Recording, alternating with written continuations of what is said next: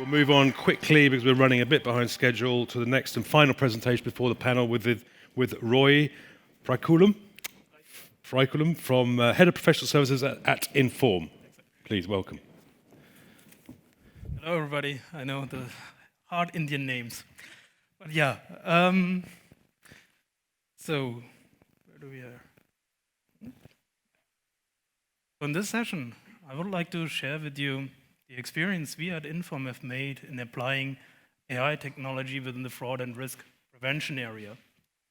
In particular, I would like to elaborate a bit upon the methods which we are using in order to detect fraud, new modus operandi involving fraud patterns, and also, let's say, to predict the probability of a payment default in a risk area, and also from a compliance part to detect anomalous behavior of, for instance, new potential onboarded merchants. So I would like to explain you a bit of which we are using.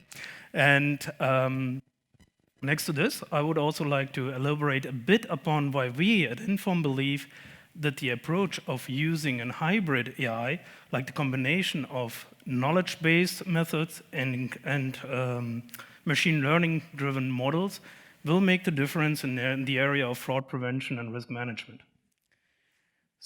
But let's first start with AI.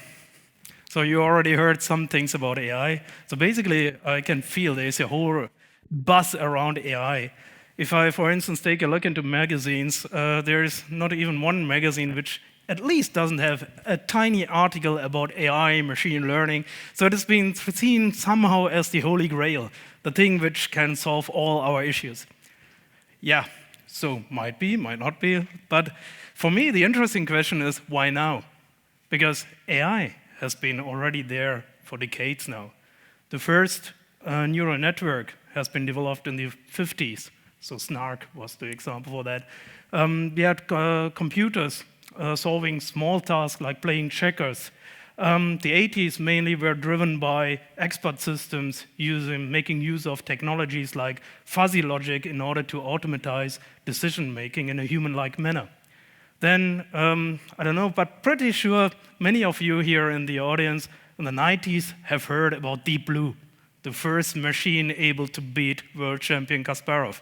So AI is nothing new. Today we are talking about voice recognition, facial recognition, and so on. So we heard about biometrics. So why are we currently experiencing such a great hype in terms of AI?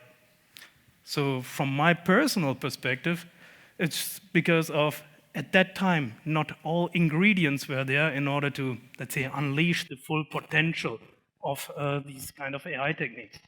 And I'm referring to ingredients like accessibility to affordable computing power and also the availability of data. Today, we have got both.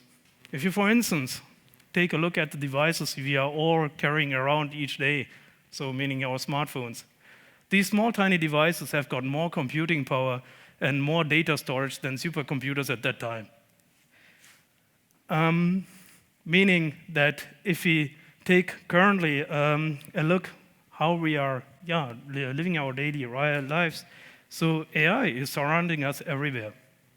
So we have got not only, let's say, I'm talking here about robot dogs or chess computers. It's more about also the hidden champions and also the ones more visible, like spam filters. Yeah, it's AI. Take a look at 10 years ago how much spam you had and take a look at today.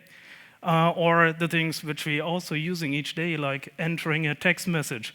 And while we are entering the phrase, it already predicts which next word I'm going to enter. It's not only about word recognition anymore. It's also about prediction about what are you going to enter.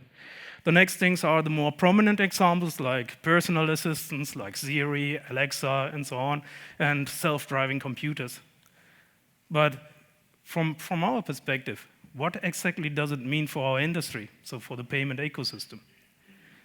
So this means that we are all already in the way, let's say, we are changing our expectations towards technology. People, let's say our customers, and I'm also referring to me being a customer, we are already changing our expectations. We are expecting from our service providers that they are already enabling me to use these kind of new technologies. Just to give an example, I personally wouldn't let's say, expect anybody to ask me in some years to carry around long passwords or, let's say, hardware tokens in order to authenticate myself while making a purchase. I would expect that I'm also having the possibility of authenticating myself via biometrics and so on. You already heard it now today several times. And we also have got new regulations, which also are, let's say, encouraging us to make use of these kind of new technologies. So PSD2, strong customer authentication, and so on. And next to this, the technology is proceeding with a fast pace. We will see much more devices entering the market, wearables, there are new interaction possibilities on the market. So we're already seeing that there are new kind of payment schemes being used. I'm not only talking about Apple Pay or Samsung Pay, but we also see Fitbit Pay, Garmin Pay. So there are much more to come. So this means with all these kind of interaction possibilities, with these kind of new payment, let's say, methods, each of them has got their own fingerprint, their own strengths, and of course also their own weaknesses. Meaning for people like us working in the risk and fraud area, this comes also with a challenge. We need to make sure that the overall security level which we are currently providing to our customers stays the same, or even be better. So, of course, we need to make sure that when we are introducing new kind of methods to secure these kind of new payment channels, we need to make sure that these kind of methods won't, let's say, reflect to the user expectation in terms of convenience in a negative manner. So it shouldn't be that we always ask for passwords and so on, because then we can make things secure, but the user convenience, user experience will get lower. So therefore, we need to make sure how to deal with this. And today, as said, we have got the possibility of having bigger data sets. We can have a look into each and every kind of details, but on the other side, we are all human beings. It is not so easy for a human being, let's say, to take a look at tons, terabyte of data and to say, okay, that's the pattern. So that's what we are having to take a look at. And this is where machine learning can help. So machine learning can help us to take a look at the spot where we should invest into to find for us the patterns which are interesting to detect animal use behavior. So this is where machine learning can assist us in a manner that we can take the look at the right spot and not like being overwhelmed with all the kind of data which we have. Before going a bit more into detail of machine learning, I would like to put it into context with the term of artificial intelligence. So I already used artificial intelligence as a term. I used machine learning as a term. Sometimes you can also see that people want to talk about machine learning, but mean actually artificial intelligence, vice versa. So what it is all about. So basically, artificial intelligence is a concept of a machine being able to mimic human behavior. This means a machine needs to also have the possibility to represent the knowledge it has, also in fuzzy terms. It needs to be able to make automated decisioning. It needs to be able to solve problems by using solvers and so on. It needs to perceive and act, so like data gathering. And, of course, there is a part of the part of learning new aspects from the data given. And this is where I would like to focus upon the machine learning part. So machine learning basically means the machine is able to detect or to gather more knowledge, more information out of given data. From a methods perspective, I would like to focus on two methods which we are using within the area of detecting fraud and also in the area of detecting anomalies. So there we are referring to supervised learning and to unsupervised learning. What is the difference of this? So with supervised learning, we mean that the data we are giving to the machine has got clear labels. We can divide it into this was a fraudulent transaction and this was a legitimate transaction, meaning we can really classify this out of the feedback we get from our customers, out of the investigation results and so on.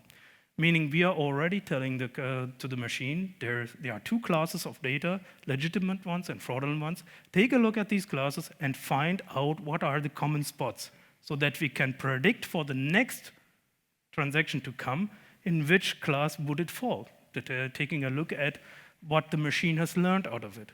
So like detecting the patterns which are in common.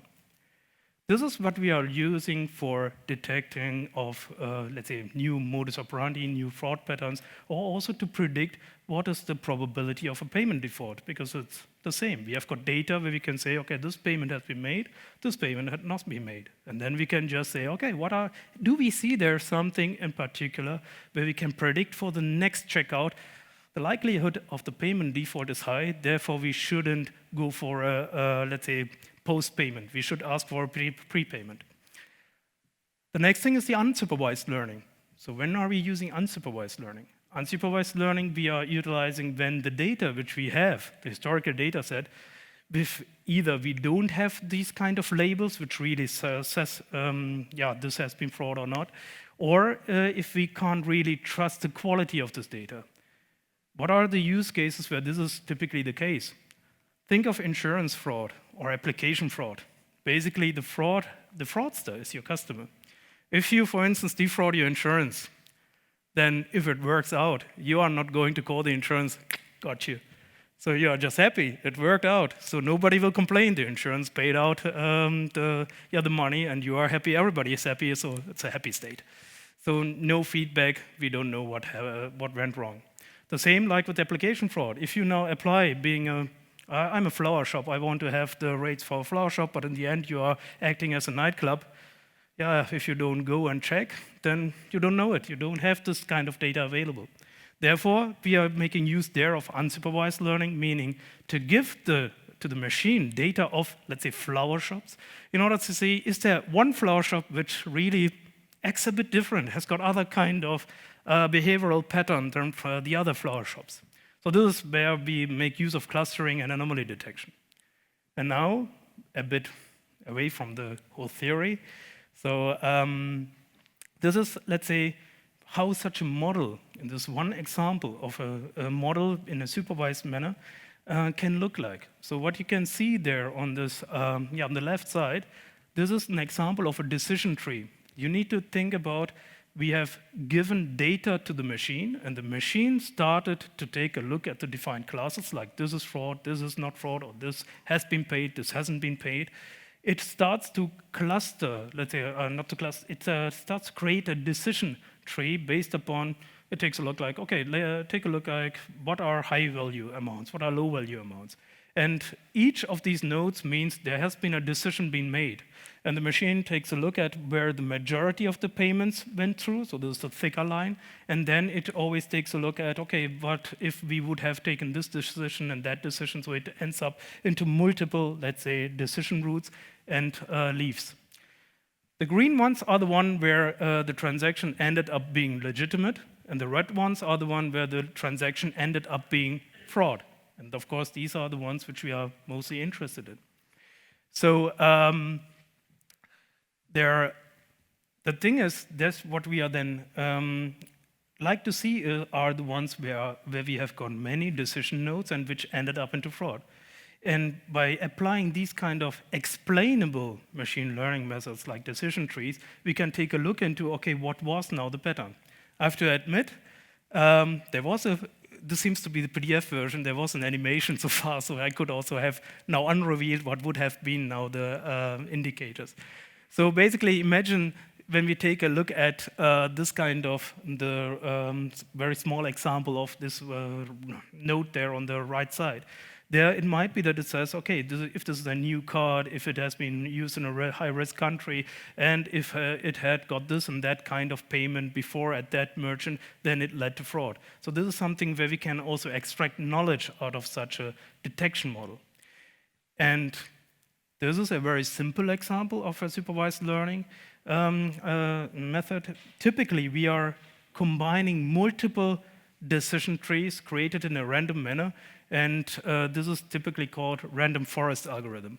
So meaning there are many kind of algorithms which you can use, but we typically here, in our case, go for explainable algorithms, so that in one thing is that we have got made very good experiences with prediction rates above 90% in terms of can that lead to fraud or not. And the other part is we can really see what was the difference, what led to this kind of decision. So it's not a black box approach. The next thing is like the unsupervised learning. I already told you, this is when we take a look at data where we don't have these kind of classification attributes. And I already gave you the example of, let's take a look at flower shops which are behaving differently, like a high-risk merchant and so on. If you have just a ton of data, it's very hard to find what is now where we should have a focus upon. But if you apply machine learning, it can just create these kind of things, where you directly see, okay, there is an outlier. I should take a look at these specific merchants. Why are they behaving different? So this is where, again, machine learning can help you to cluster the data in an automated manner. And these kind of models which I'm showing here, today this is not any batch process anymore. It's just like this being applied in real time. So with each transaction which you are doing, these kind of trained models can be applied, and it will already create an alert if a transaction fits into this or that kind of profile, or if it deviates too much from the normal behavior of the peers. So this is where machine learning can really help us in boosting the detection rate. Something I would like to also mention is machine learning is data-driven. Therefore, this is an example I took from a website called tylerwiggin.com. So Tyler Wiggin is a Harvard student which really focuses on finding correlations within data, which doesn't really make sense, but these correlations are there. And what I want to point out there is that there are so often, when I discuss with our customers, they have the impression the more data, the better. And I slightly disagree. It's not about having more data. It's about having the right data for the issue you want to tackle. And here's an example. When you take a look at here, Tyler Wiggin just took data of several years and put all kinds of data sets together he had, and the machine found such a very interesting correlation. Meaning, here the machine said that there is a very strict correlation, and we can see this with the graph, with the number of doctorates awarded in the US for sociology with the number of non-commercial space launches. So there is a correlation. So the machine would now tell you, if you ask the machine, raise the spend for educating doctorates in sociology, then we can fly faster to the Mars. So this is something where you need explainable AI to detect these kind of correlations, where we as a human being know, okay, this is a correlation, but it doesn't make sense. So therefore, you make use of explainable AI. And the next thing I would like to emphasize upon is what I in the beginning said, make use of hybrid AI approaches. Because currently, and that's what I also wanted to mention, everybody is talking about AI being the holy grail, being able to solve everything. But don't forget about the expertise you already have gathered around the last years. So the first thing is, machine learning is data-driven, and machine learning will find things which are in the data. On the other side, when I, for instance, refer to Fitbit Pay, if I would ask you, can you give me a sufficient amount of Fitbit Pay transactions for the machine to learn? How many of you would say, yes, I have it. My database is full of Fitbit Pay transactions. You see, I expected this. And therefore, does it mean that we have to accept Fitbit Pay transactions without any kind of security layer? No, we as human beings, we know that there are patterns out there when we see there is a huge frequent uses of Fitbit Pay in specific areas, in time zones, unusual for the customers. So we have got already possibilities of profiling customers, of making use of, let's say, knowledge we already have, of making use of fuzzy logic scorecards and so on, in order to not only rely upon machine learning. But machine learning helps. Therefore, we believe in the hybrid approach. Apply both words and make the use of both words in order to have a very good security net. So this is what we at Inform with our solution Risk Shield utilize. What we do is a transaction comes in, we take a look at everything which we know about the specific transaction, about the merchant, about the card, about the relationship, about the IP addresses, and so on. So from a knowledge-based perspective. And then one of the additional parts is machine learning. And the overall detection rate, this will then define what is the output. How do we have an alert? Are we going for a specific payment type? Are we going to block this transactions or not? So this is where we believe should be the journey we should head to, because machine learning, for sure, it helps. And this is also something we have to invest in, we need to use. I also believe there is no way around making use of machine learning, but it shouldn't be like the one or the other. And yeah, finally, what I wanted to tell you in this short session is machine learning, yes, it works, but make use of it in a good manner, meaning make use of explainable AI, be able to control it, be able to understand what the machine learned. And then take a look at that. It's not like that one machine learning model solves all kind of issues you have. It's about the specific issue you have. Take a look at which algorithm you want to use. Take a look at which data you want to provide. It's not like put all data in it and we have got a benefit. Really take a look at what is the issue you want to solve and tackle it with the means you have available. And the next thing is data, of course, isn't anything. It's not only about machine learning. It's also about the knowledge we as human beings have gathered over the years, and don't forget about it.